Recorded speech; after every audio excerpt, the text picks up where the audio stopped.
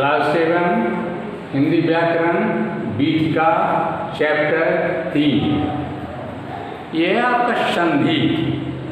संधि किसे कहते हैं? संधि का अर्थ होता है योग या मिलाना। जब एक शब्द की अंतिम ध्वनि निकटस्थ दूसरे शब्द की अंतिम ध्वनि से मिलती है तो इस मेल से ध्वनि विकार उत्पन्न होता है, अर्थात उसमें परिवर्तन होता है। उस विकार या परिवर्तन को संधि कहते हैं। जैसे शरण जोर आगत, यहाँ देखिए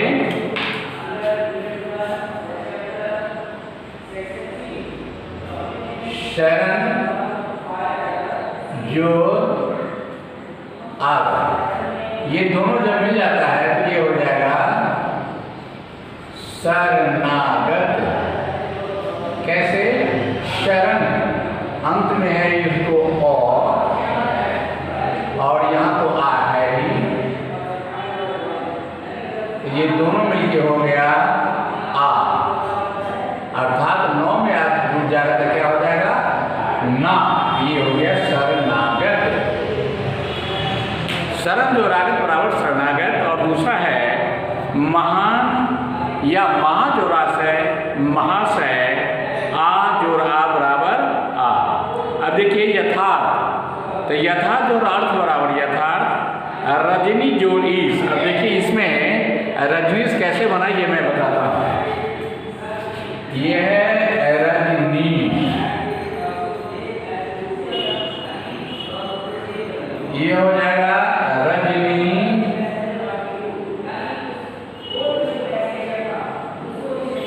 जोर ईश। अब देखिए दीर्घ ई है तो यहाँ हो गया दीर्घ ई और दीर्घ ई, ये दोनों मिला है, ये दोनों मिल गया और ये दोनों मिलके क्या बन जाता है दीर्घ ई, ये हो गया रजनीश। तो इस तरह आपने देखा कि दो शब्दों के मिलने से जो तीसरा जो विकार उत्पन्न होता है या उसमें जो परिवर्तन होता है उसे संधि कहते हैं। जैसे अभी आपने देखा शरण जो रागत बराबर शरणागत, रजनी जो ईश बराबर रजनीश। तो इसको पारिभाषिक रूप में समझिए कि दो वर्णों के मेल से उनके मूल रूप में होने वाले परिवर्तन को संधि कहते हैं। एक बार फिर समझिए, दो वर्णों के मेल से उनके मूल रूप में उत्पन्न होने वाले परिवर्तन को संधि कहते हैं। अब संधि के तीन भेद होते हैं। संधि के देखिए यहाँ संधि के तीन भेद होते हैं। पहला स्वर्ण संधि,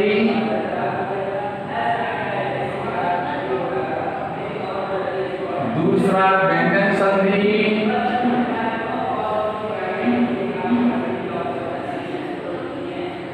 और तीसरा विसर्ग संधि।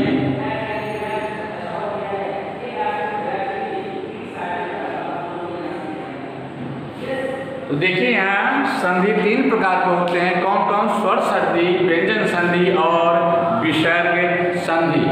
अब देखिए स्वर संधि किसे कहते हैं? तो दो स्वरों के मेल से जो परिवर्तन होता है उसे स्वर संधि कहते हैं। जैसे पर जोड़ उपकार बराबर परोपकार। अब देखिए स्वर संधि का उदाहरण देखिए, पर जोड़ उपकार।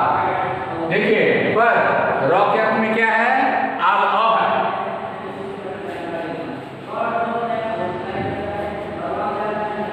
अब देखिए यहाँ पर इसमें क्या है? रॉ के बाद अ आया और तो है ही, ये दोनों मिलके क्या हो जाएगा? और मिलके क्या हो जाएगा? और मिलके वो हो जाता है। ये बराबर हो गया परोपकार।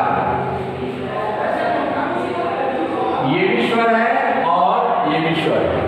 पिछले दिन मैं बता चुका हूं कि स्वरों की कुल संख्या कितना है? 11। अ आ इ ई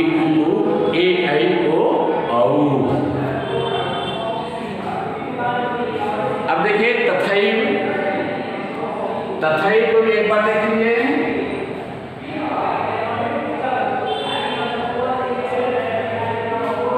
तथैव, तथैव का हो जाएगा तथा, जो एव, ये होगा तथैव। तथा यहाँ क्या है, आ जो ए, ये दोनों में क्या हो जाएगा, आ जो ए बराबर ऐ। तो आ स्वर को स्वर से मिलान होना चाहिए, उसको हम कहते हैं स्वर संधि। अब उससे आगे फिर देखिए व्यंजन संधि। अब आइए व्यंजन संधि क्या है।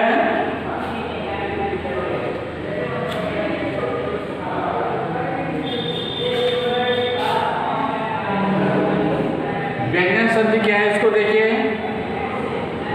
तो व्यंजन संधि,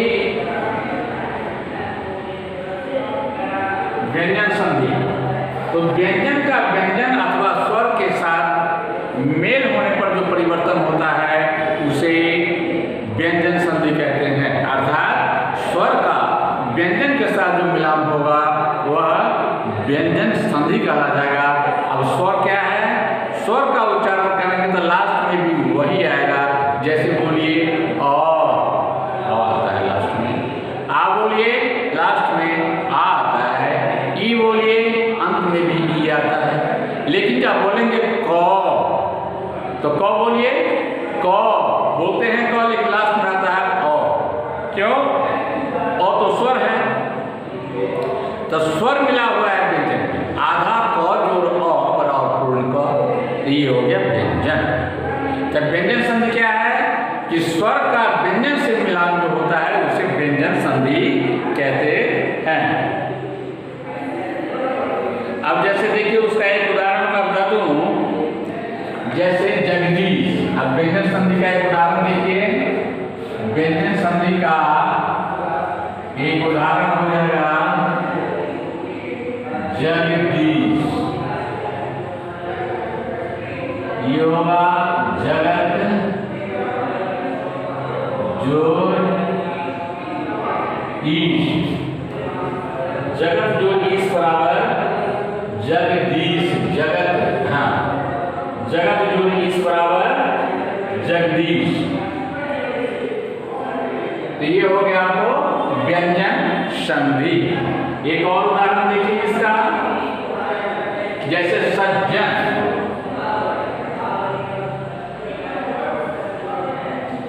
ये होगा सत्य जोड़ जन। आधा तो और आधा तो मिलकर क्या हो जाता है, जो संयुक्त। यहाँ देखिए जगदीश में जगत आधा तो जो बड़ी मिलकर द्विगुणी हो जाता है। ये हो गया जगदीश व्यंजन संधि।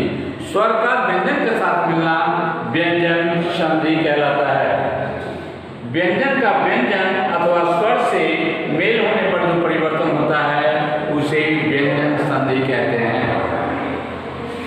अब आइए एक तीसरा है कि विसर्ग संधि।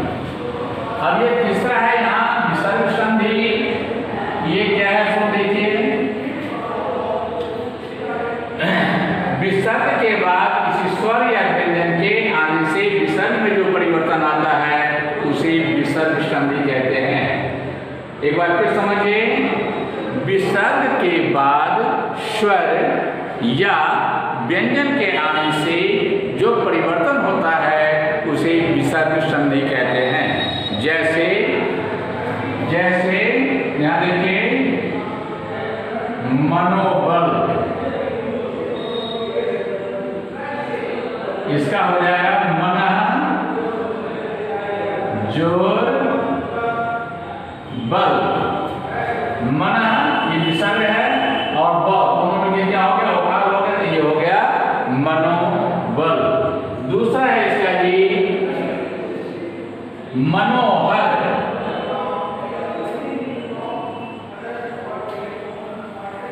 ये होगा मना जो हर। फिर है ये दुर्जन।